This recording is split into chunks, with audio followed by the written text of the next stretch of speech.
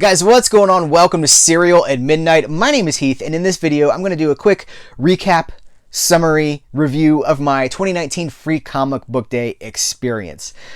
Free Comic Book Day in my town, as probably in yours as well, is a huge deal. The local comic shop that I go to, Kingdom Comics, really blows it out every single year. They have artists come from all over. They have like special guests. They have vendors. It's 501st, I believe, is there sometimes. The cosplay scene. It's a huge deal. And so people line up hours before the doors actually open. I don't think anybody's camped out yet, but I actually could be wrong about that. I could totally see that happening. It's like a little mini convention in our town. And I thought about, filming a video either while I was there, maybe even live streaming it. But in the end, too many people. And full disclosure, I was with my daughter, and I just really wanted to share the experience with her. It's kind of, I've been doing this for years. I've been to almost all of the Free Comic Book Days, so I kind of want to pass the experience on to her. It's for her now. So I didn't really end up doing any of that. But I can tell you that it was packed. There were tons of people. And I didn't buy a whole lot from the artists or the vendors, but I did pick up this Thundercats print that a lot of you guys have noticed. It's been in the video, like over my shoulder in the last couple of frames. I have it under the Thundercats DVDs. I loved this print. I love Thundercats. I really like this art style. This is from an artist named Jeffrey Gwynn. I'm going to put his website here. It's madprops.com. But go check out some of his stuff and show him some love if you like this kind of stuff. I think it's really cool, and I don't know, it makes me really happy to have it. He signed it for me right down here. It kind of blends in. It's like camouflaged with the print itself. But I love Thundercats, and I really like this take. I really like his style. So as for the comics themselves, at my comic book shop, they're like, listen, if you're interested in it, take it. There's no limit, but only take one, and please only grab something if you're interested in reading it. Because I guess are there Free Comic Book Day speculators? I don't know, people who just, I'll take one of each. Anyway, I ended up getting like 27 comics. I didn't realize how many I'd gotten until I was out the door. And I did patronize the shop. I didn't just go for the free comics. I did spend some money. But the interesting thing here, I can go through some of these. We're not going to go issue by issue. Avengers, the DC Year of the Villain, Spider-Man, Star Wars Adventures, Stranger Things. I was kind of interested in Vampirella. Here's the thing. There's two stories in this Vampirella comic, like a new one and then a classic one. I like the classic one. I don't like the new one at all. Robotech. I love Robotech. I have no idea what was happening in this book. So many of these comics I was very excited about, and then I read them, and I was like, what? Like, I'm a huge Buffy fan. It kind of seems like this comic is absolutely just rebooting Buffy. The impression I got from this comic is like, well, the Buffy TV series didn't happen. We're just rebooting. I don't know. It's the impression the comic book gave me. But an interesting thing has happened, and it really, maybe I've been feeling it for a while. Maybe it's my age. Maybe it's just too long, man. It's not the years, honey. It's the mileage. But the things I was expecting to enjoy the most, the Spider-Man, the Marvel, the Avengers story basically, and then the Year of the Villain stuff at DC, I'm just not really interested in it. It seems like some of these companies are just putting stuff out to put stuff out. So rather than be negative in this video, I thought what I would do is I would highlight the 5. I have a stack of 5 here that actually did make a good impression on me, and then I'm excited about checking out and maybe exploring further. So these aren't necessarily in any particular order, but Lady Mechaka is the first one. And so apparently this character's been around for a while. This character has multiple trade paperbacks and like story arcs. It's from Joe Benitez, who does so Joe's doing, created, written, and drawn by Joe Benitez. And it's basically kind of, how would I pitch this to you? Steampunk Lady Batman in a supernatural world. That doesn't even do it justice, but it's got lots of steampunk elements. That's the cornerstone, is it's steampunk, like late 1800s. Technology, machinery, clockwork stuff, but there's a supernatural element to it as well. And then I don't want to tell you anymore. All of these there's 3 stories in here, and they're all just kind of a tease for getting more into Lady Mechaka, and it worked because I'm interested. And there's an ad in the middle of it, like all of these trade paperbacks are available, and so I'm interested, and I might be exploring me some more Lady Mechanica. So that made a really great impression. I have to also compliment the art style. I'm gonna try to find maybe a good splash page. You know what? I'm just gonna go with the first page again because I think that's really great. Beautiful art, absolutely beautiful art, and I really like this stuff. So that was a winner for me. Also, I want to shout out this. This was recommended to me by a comment in the YouTube section, the comments of YouTube from the MRP, who said this was his favorite. He was really excited about Hope. I think he'd seen it at a convention, perhaps.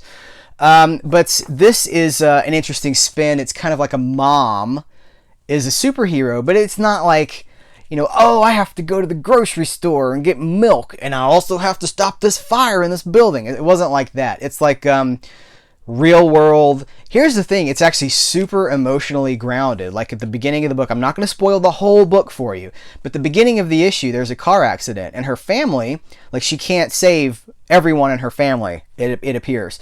It was very emotionally impactful. It hit kind of hard. And so while I'm interested in the premise, and I also really like the art, it's kind of got a cartoony thing.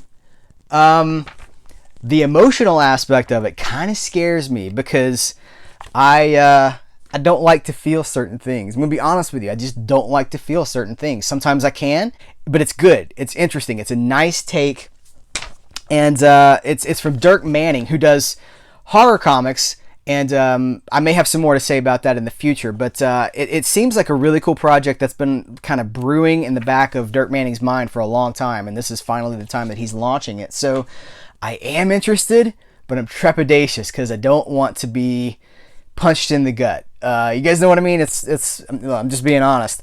The next thing is from, by the way, this is from, what is the publisher of this? Source Point Press. Okay, so the next one comes from Scout Comics, and it is Midnight Sky, also featuring Long Live Pro Wrestling and Gut Ghost.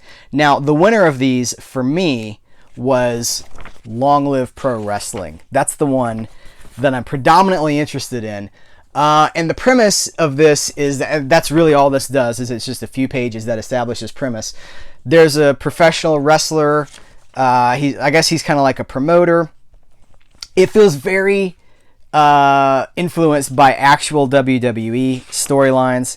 And so there's this guy, and he basically is on the stage, on television, in front of a live audience at a wrestling show, kind of being like promoting the product or whatever. And he comes out, he's like, you know, whoa, blah, blah, blah, when so-and-so faces so-and-so at the whatever. And he's like, you know what?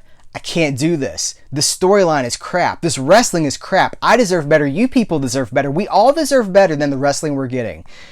And then it kind of goes from there. And like none of this is directly related to the WWE, but it's like the Vince McMahon character, the billionaire owner, is like, you're fired. Get out. You're fired. And then so the guy goes back to his hotel room and he's like, I just ruined my career. And then it catches on and it goes viral because it turns out everyone felt that way.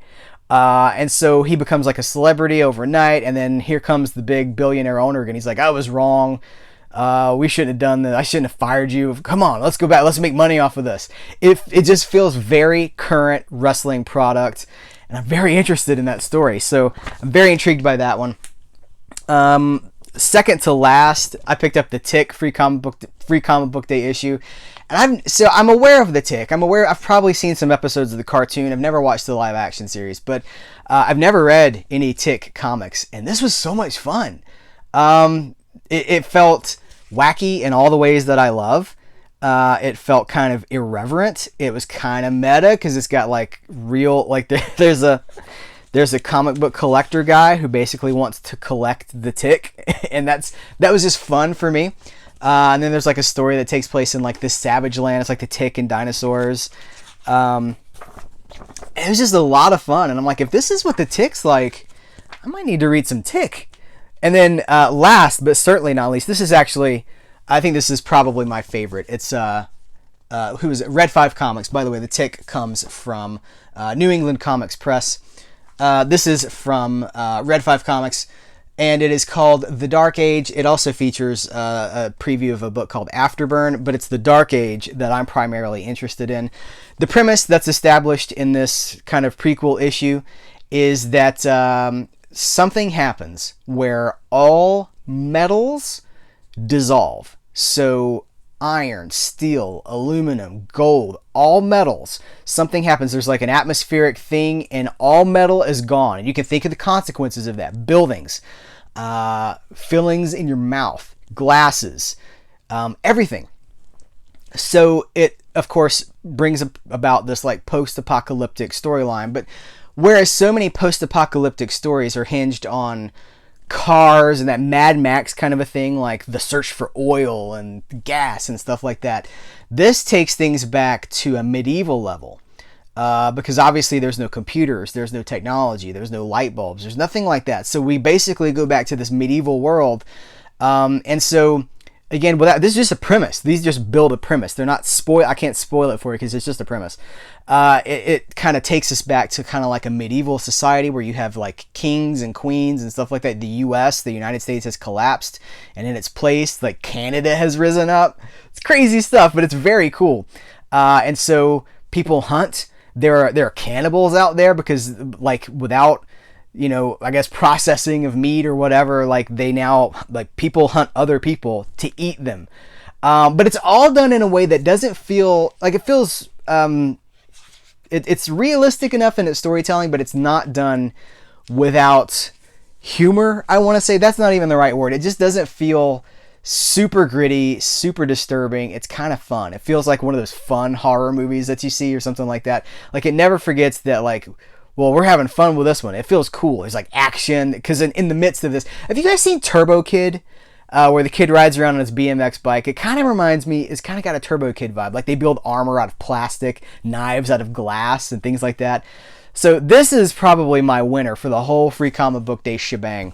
But that's what I think. What do you guys think? Did you get out to Free Comic Book Day? What was your experience like? Did you pick up any books? And if you did, what did you read and what are you excited about? Guys, thanks for hanging out, talking in this video about some comic books. Let me know what you're reading, what you're enjoying. And until next time, thank you. I appreciate you, and I will catch you later.